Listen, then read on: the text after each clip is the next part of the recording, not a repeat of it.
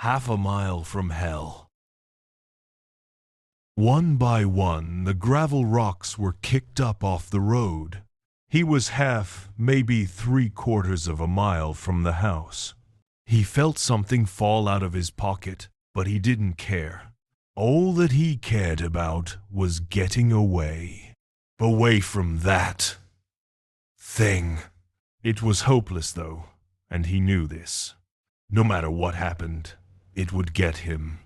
James Vaughn, an investigative journalist from a small town in Georgia, hates people that believe in paranormal entities. And this town is full of them. Every story you hear in this town is about ghosts, demons, or other nonsense. And he has to pretend that he believes in it, or else he wouldn't have a job writing articles about the town. After all, pretending isn't so much of a big deal when it pays the bills. Jim sat in his office, looking out his open window. He watched all the bright orange and yellow leaves fall from the trees. He smelled that autumn air and listened to the slight breeze shake the smaller trees. He looked at his watch and saw that it was 7:03. He had forgotten his daily coffee. His coffee, which smells of milk and honey and has a few too many sugar packets in it. Knowing this might totally mess up the rest of his predictably terrible day, he got up to get it late. But he was stopped by a sudden voice. "Jim." He heard Mr. O'Connell, his boss, call from next to his office. "There's been another disappearance. 2 teenagers near the old abandoned manor uptown. The police aren't going to show up until they're finished searching through the city. So you better leave quick, or else you won't have a chance with the first perspective. Everybody around here believes it was a ghost kidnapping. If you want a good paycheck this week, I'd go up to that manor and snoop around a little bit. Write about what you see." James doesn't mind Mr. O'Connell. He doesn't treat him bad. And he's not a believer of everything he hears, like James. He does give all of the dangerous stories to James, though. Maybe because he can write a great article. Or maybe because everyone else will be too scared to do it. Whatever the reason, Jim doesn't care. All of this paranormal mumbo-jumbo doesn't hesitate him a bit. As he left the office, he felt a cold chill run through his body. He shrugged this off, putting blame on the fall wind. He opened up his car and sat down on the soft leather seats. He just bought this car within the month, so the soft seats still surprise him every time he gets in. He turned the radio to the classic station and tapped the beat to all the symphonies on the wheel as he made the 2-hour-long drive through the woods. He finally found the manor, about half a mile from a paved road. The half-mile dirt road was very bumpy. His inhaler flew out of his pocket during his drive on the road. He then saw a car parked at the end of the road and realized he was at the manor. The old manor was a horrifying display of architecture. There were turns and twists all along the outside of the rooms. There were doors to the outside 30 feet in the air. And perhaps most terrifying of all, every single window of the house was broken. Jim has never once felt like something was this wrong. While he doesn't believe in the idea of entities and ghosts, something was most definitely wrong with this house. He was about to go into his car and leave, but then he smelled something. Something that made his face clench and his stomach clench tighter. If he could describe it in one word, it would be evil. But James didn't want superstition to overcome him, so he decided to go through with the story.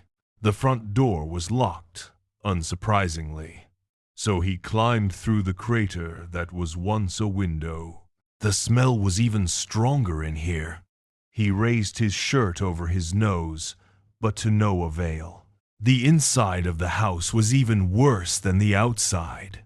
The old, weakened wood creaked and cracked with each step. The dust in the air made every breath harder and harder, especially because of his asthma. Good thing he brought his inhaler. He made his way into what he figured was the living room and took a look around. He saw a piece of paper, which was old and wrinkled. It was probably a couple years old. The words were written in permanent marker and stretched across the whole page. Get out. Those awful words told him everything he thought of this place was true. But pride is a terrible thing, and Jim is full of it. He knew that something was wrong, but once again, he vowed to never let superstition get the best of him. He made his way through the living room. It was the biggest living room he's ever seen. There were lanterns on the wall, so he didn't need to use his flashlight. The living room was full of furniture, but it was all decomposed or broken. The chairs looked recently broken, but Jim couldn't tell whether it was from prolonged use or bugs and animals. He pulled out his phone and checked to see whether he had service or not. He didn't. He kept his phone out anyway to video record all of his findings. After completely scoping out the living room, he found the scent getting worse and worse. He decided to find where the smell was coming from. He decided to go upstairs. Of the 14 steps leading up the staircase, 3 were broken. The rest were barely more durable. Strands of wood snapped with each step. Each step sounded hollow, like there was nothing underneath the stairs. The aroma up there was unbearable, almost as if dead bodies and waste filled the upstairs. He was wrong, though. There was no waste. 3 dead bodies scattered around the room. He recognized 2 of them right away. They were the missing teenagers. The other one, he had no idea who that was, but he seemed at least a decade older. The bodies were mangled. They were full of nothing but claw marks, bites, and pockets of ripped-off skin. The smell and sight were so awful that the vomit he threw up next to the bodies looked like $1,000,000. He figured it was maybe a wild animal, or a pack of them. But deep down, he knew it was something exponentially more terrifying. James noticed something. One of them had their phone next to their body, as if it fell out of their hand or pocket. He picked it up and turned it on. No passcode. Good. Jim unlocked it. He was welcomed by a picture of the 2 teenagers, smiling and happy, having no idea about the horrors that would soon be upon them. They were both boys who looked similar. They were probably brothers. The one who owned the phone, his name was Danny, was a 17-year-old junior. He had a deep relationship with his brother, Clyde. Apparently, Clyde had met some homeless person named Greg, who told him a fantastic story about a supposedly haunted manor. While Danny didn't want to go, Clyde assured him over and over that nothing bad would happen. So they decided to take their car and drive up to the manor. The trip was planned for yesterday. He then looked through the gallery of the phone. There were 3 videos. All of them, he noticed, were inside the house. He turned on the first video. He saw Clyde and Greg dancing around the living room, laughing and mocking the house. For example, you could hear Clyde yell out, "Sorry, Ghost, I didn't mean to disturb you. Please don't beat me to death," and then laugh out loud for several seconds. This video did not explain a thing, so he clicked on the next video. The second video was frightening. The video started off with them standing where their motionless cadavers now lay. Their faces were much less happy and carefree. They were in complete disbelief. Danny was struggling with words, eventually sputtering out that they should leave. As they turned to go back down the stairs, all he could hear were screams. 3 of them from the video, 1 from him.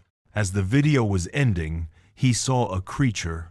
A terrifying, horrible creature. It was taller than any man, built like Bane from the Batman comic books. It was very hairy, and it had a blood-curdling smile with several rows of fanged teeth. Go. Get out. Right now. Don't watch the last video. Just get out. He ran down the stairs, phone in hand. He got his leg stuck in the missing step.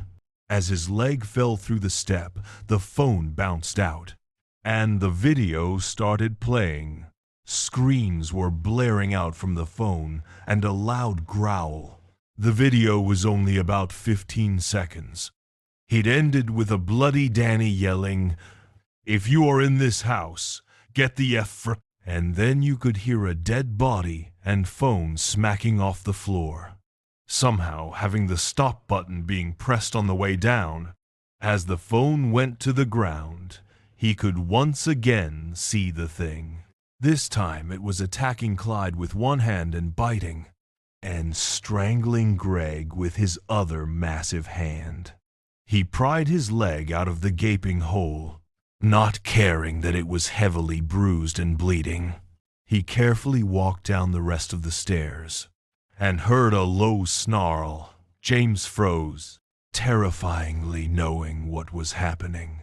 He heard the floor above his head pounding. He sprinted out of the stairway and made his way into the living room. He put his hand into his pocket and frantically searched for his keys. He realized they were in his car and jumped through the window hole with surprising athleticism. He bolted to his car and went to open the door. Locked. Just his luck. He tried the passenger door. Locked. The trunk. Locked. He tried the back door on the passenger side and heard a door blast open. Not the car door. The Manor door. He saw the creature's smile. James ran down the road and didn't look back. One by one, the gravel rocks were kicked up off the road. He was half, maybe 3/4 of a mile from the house. He felt something fall out of his pocket, but he didn't care. All that he cared about was getting away. Away from that thing. It was hopeless, though, and he knew this. No matter what happened, it would get him. He started gasping for air. An asthma attack. He quickly reached into his pocket. Nothing. His inhaler must have been what fell out. As he fell on the ground, struggling for air and coughing, he saw a figure walk into his view. After about 30 seconds, he could hear the growl. A minute after that, he saw the smile. He's getting closer now, and no car is coming down this road.